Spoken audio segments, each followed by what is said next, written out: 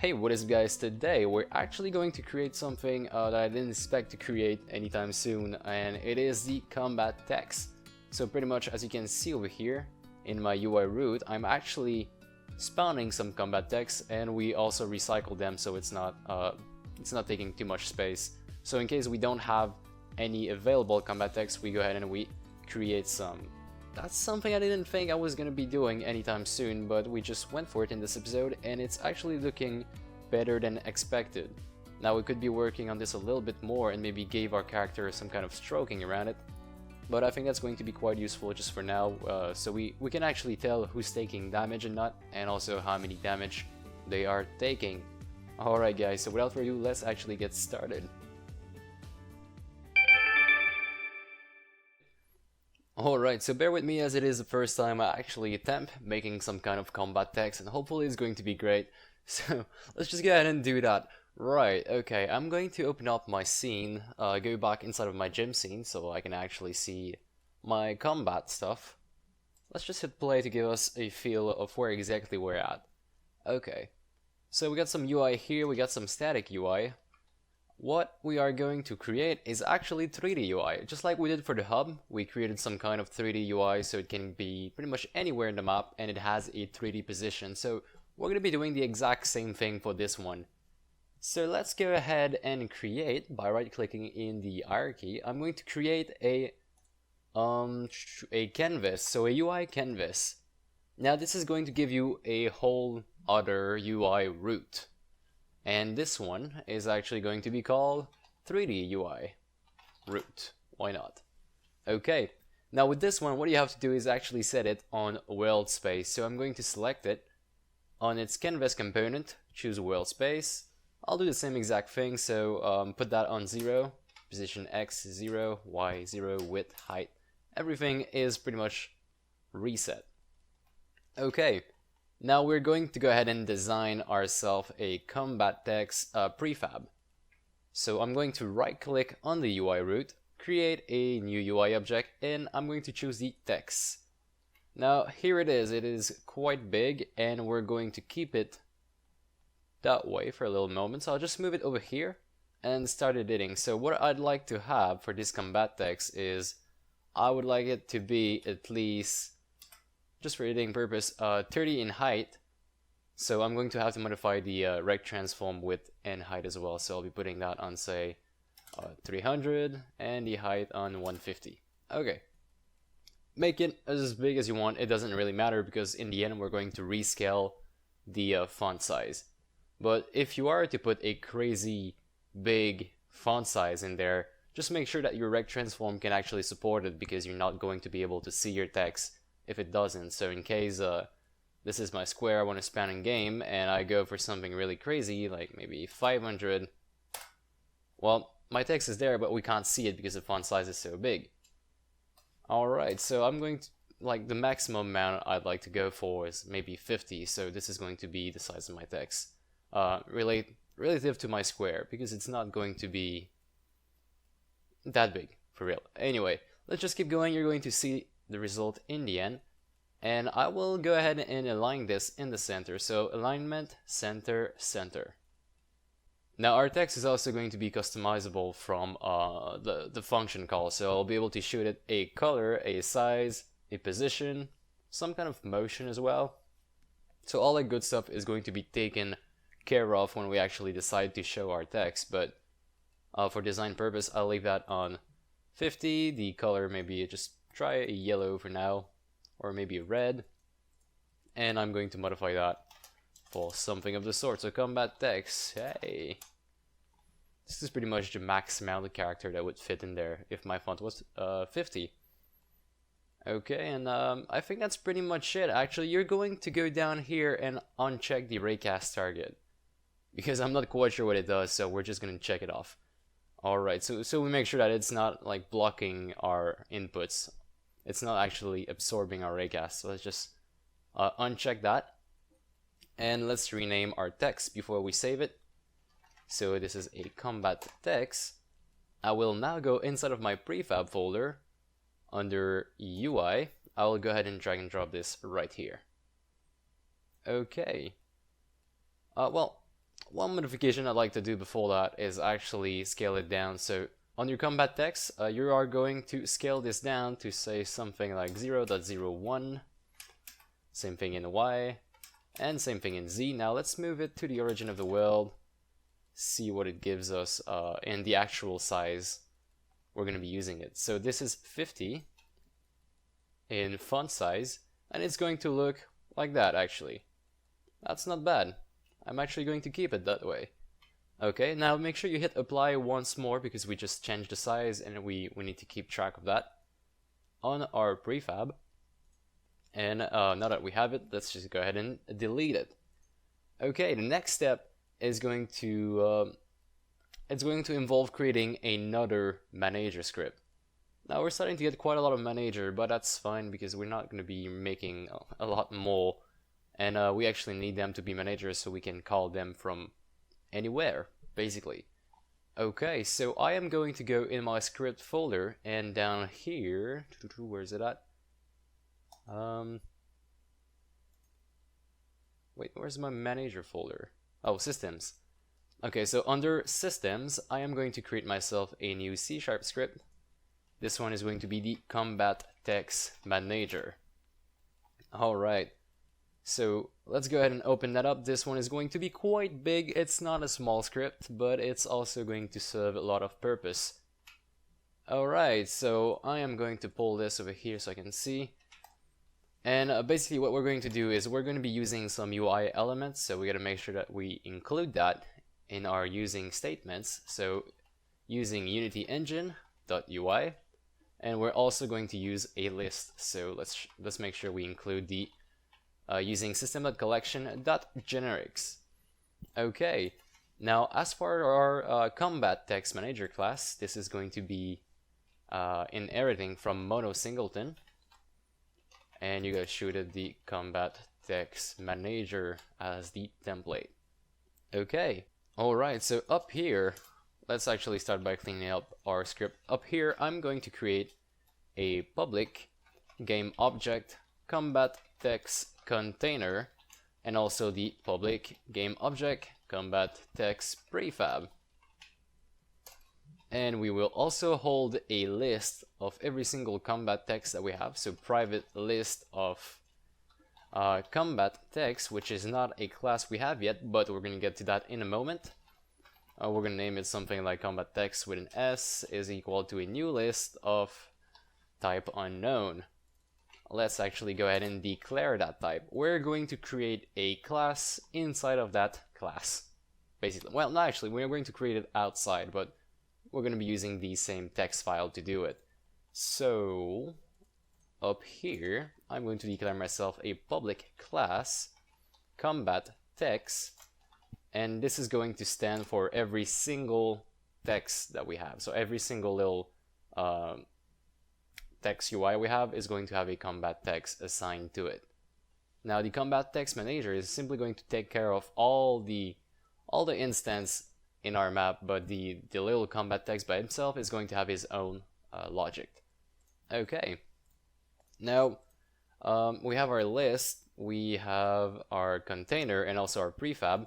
We are going to declare ourselves some kind of pooling. Now, pooling is, I don't know if you know what pooling is, but basically it's going to allow us to recycle our combat text, because if we instantiate a new object every single time a new combat text needs to be shown, in the end we're going to have a lot of game objects in our scene, as much as well, depending on where we actually say that, but I want to be saying, okay, go ahead and show me combat text. I want to have combat text whenever we take damage or we deliver damage.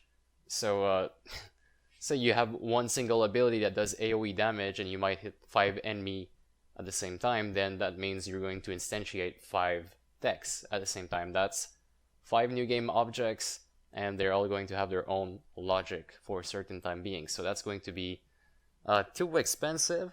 So what we're going to do is we're going to use some pooling methods. So we're going to be creating combat text game objects only if we need them. And once they're done, once we're actually done showing that combat text, we're simply going to be putting it away for a little while. And if we need one again, we're going to ask, okay, is there any combat text active right now?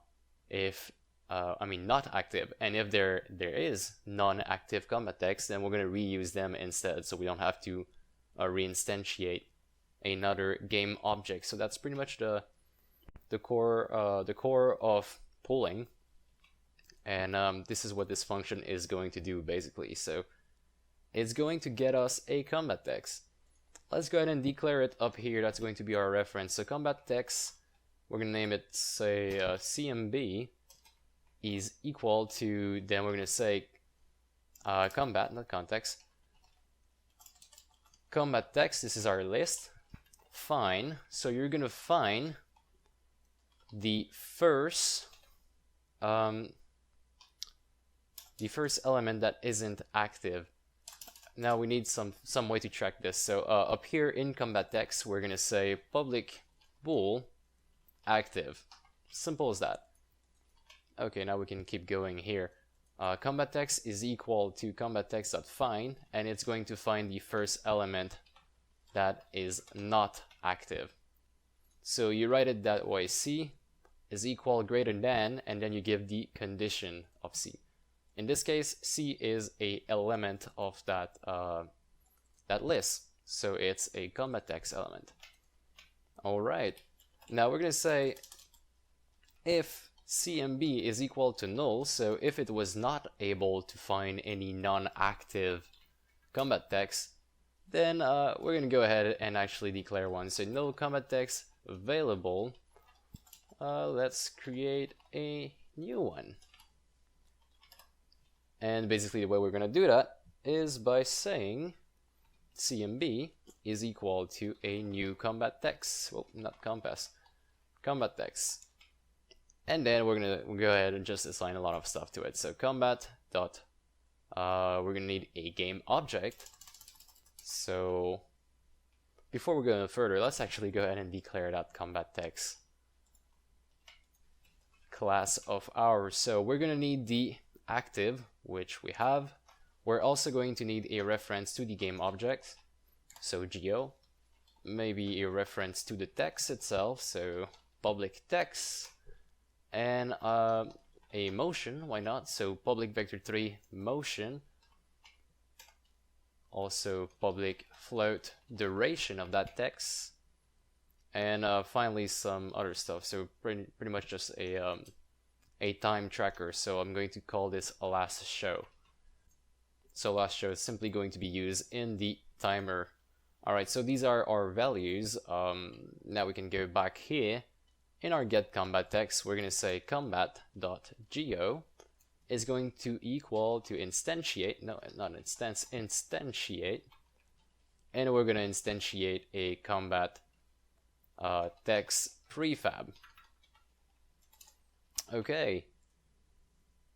Now we are actually going to say we need this new game object, so this new cmb.geo, we need it to be under the actual 3D UI root, else it's not going to show because it is on the UI layer. So we're going to say cmb.geo.transform.setParent. We're going to set the parent to combat text container, and then if we keep going, what we'll need to do is actually say combat text.text is equal to combat.geo.getComponent. So we're getting the text component on our prefab. And I think that's going to be about it actually. Let's go ahead and add it to the list. So combat text.add CMB. So now what happened is we permanently added a new combat text to our list, and it's just going to keep growing, and eventually it's going to stop. If you don't need any more of these, it's going to stop. So maybe if you start a game, we're going to have none. Now if you do one spell that hits 5 different enemies, then it's going to spawn 5 at the very same time. Okay, so after that we are going to return CMB. So CMB is going to return the first element that is not active, and if it doesn't find any, it's going to create a new one and return that one instead. And that's pretty much our whole pool right there. It's not a lot of work actually, and it's going to be making this game a lot more optimal. Okay, now we have a combat text. We actually need to show something. Now we are in our combat text manager, so this is where I'd like to have a really simple function. Well, not a simple function, but I'd like to have a function that just simply that is easily accessible pretty much anywhere, that's just going to spawn me text, because if I want text somewhere, I'll just simply write combat text manager.instance.show. So this is going to be it. This is going to be our public void show function, and it's going to take in parameter my text, so what I want to show, the size of that text, so int font size, and also the color of that text, why not? So color, vector3 position, so the position of, you know, the position in the tree, well, where it's going to be spawned, and while we're at it, also motion, and also a float duration. So something's wrong somewhere. Nope, never mind. It's going to take in quite a lot of parameters. Now we could do smaller overloads, but I don't feel like we need any right now. In case we do need more overloads for, say, default text, when we can be making more a little bit later on, but right now that's going to be fine. Okay, so when we actually decide to show our text, we're going to get ourselves a pretty much another reference of combat text. So let's just go ahead and create ourselves another combat text inside of here. It's going to equal get combat text. So now this is going to take care of getting a combat text from the pool, or creating a new one if we need one. And then after that, we'll say combat text, combat.text again, because this is the text component and this is the field called text, which is quite confusing, but don't worry about that. So combat, which is base combat here, dot text, which is this text component, dot text, which is the actual string, is going to equal the string we get in parameter. After that, we'll do cmb dot text again dot font size is going to equal the font size we get in parameter. cmb.text.color, same thing, is going to equal the color we get in parameter. Now, as for the position, we're going to say cmb.geo.transform that position is equal to position. And as for the motion, we're not actually going to be using, oh, never mind, yeah, we are. So cmb.motion is equal to motion.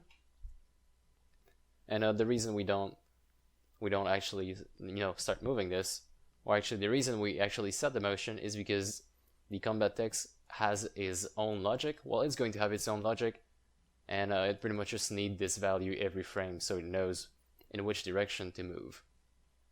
Okay, if we keep going now, we have a duration. So last one is going to be cmb.duration is equal to duration. That's the same reason as motion. So we need it for the personal logic of combat text.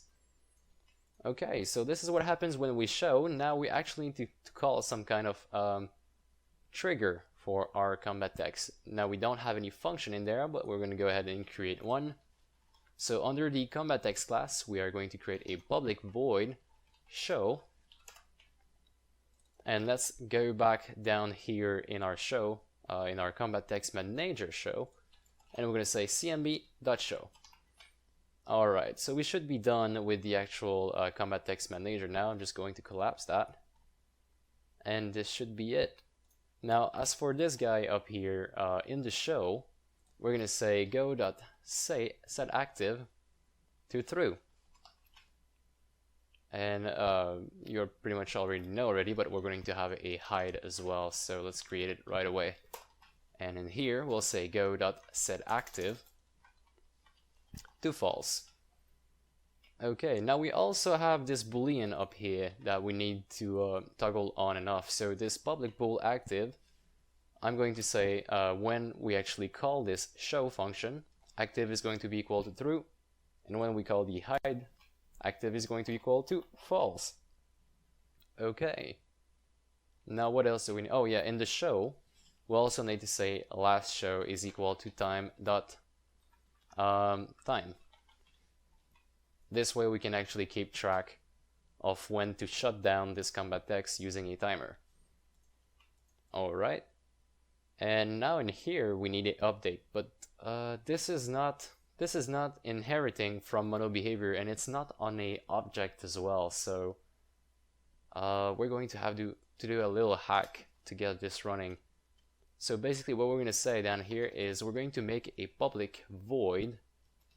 We're going to call it update combat text, and this is going to be called pretty much on a update basis, but it's not going to be called from Unity. We're actually going to call it ourselves. So public void update combat text. So if this is not active, we're going to call a return. So if not active, return, and then after that we'll say if time.time minus a last show. This is going to give us the time span since we start showing our combat text. So if this is bigger than duration, that means we actually we stayed long enough for this to go on hide. So now we make sure that this is actually hiding if we go past our duration. And oh yeah, we also have the motion, so let's go ahead and use that. So go.transform.position plus equal motion times time dot delta time. Okay. So everything looks great actually. We did quite a lot of code without testing it, but we're going to test it all in one go. And the one thing we need to do first is actually call this function, because this is not being called right now. We are going to go back inside of our combat text manager. I lied earlier, we actually need to come back here. And somewhere in there, I'll call a update. So this one is going to be called from Unity. What we're going to do is we're going to say for each combat text CMB in combat text the array. So for every single combat text in our combat text array, we're going to do combat dot update combat text. Now this is also going to be called on non-active combat text, but instead of that function we say if you are not active, just return. So basically it's going to be filtered at this level. Okay, so let's actually go and test this out pretty much anywhere. This is on a manager script, so we can be calling it from anywhere. So what's the problem here? So we have in error over here, we actually need to say combat text container dot transform, because it's not taking the game object as a parameter. Okay, do we have any more errors now? It seems like we have none, and we're actually going to go where actually could we set that? We are going to go in our base combat. So let's go in combat, base combat, and over here where we actually take damage, so this is the undamaged function that everybody has. So every single actor in our scene has this function, and it's virtual, so you can override it if you want, but I'm pretty sure that we actually use it pretty much everywhere, so this is not overriding the on damage. And as for the UI, I mean the AI combat, it's also not overriding. So in this case everybody's using this function. We're actually going to go here, so let's go ahead and say UI, not UI manager, but combat text manager dot instance dot show. So we're going to ask him, go ahead and show me some text. And now these are our parameters we need to fill. So what text do you want to show? We're actually going to show damage.amount.toString. So this way we make a string out of our damage. After that, the font size, let's go for a nice maybe 35. And as for the color, we can do color.yellow. Position is going to be this transform, the position, so the position of the guy who's taking the damage. And as for the motion, let's go for a nice vector3.hop, which is simply going to give it a nice motion going towards the sky. And as for the duration, let's hard code something so we can actually have a look at this. So 1.5. Okay, quite a big function call. Let's actually hope everything works in one go. That'd be really amazing. So I'm going to spawn a turret. Actually, let's spawn 4 of these. Press K, and we get some error. Okay, it says the thing you want to instantiate is null. So if I go back on my UI manager, oh, right, so we created the whole script, but we never actually drag and dropped it on an object. So I am going to go right here in my system folder and drag and drop this combat text manager right on top of the UI manager. Alright, so now we need to set the combat text container. We're going to set it to the 3D UI root. And we also need to set the combat text prefab to the prefab we created earlier. So under prefab, UI, combat text, and there it is. Now hopefully we can get some nice result out of that. I'm going to go ahead and spawn some turrets. So these 4, press K. And oh, I'm actually getting some text. And it's not looking bad actually, this is quite cool.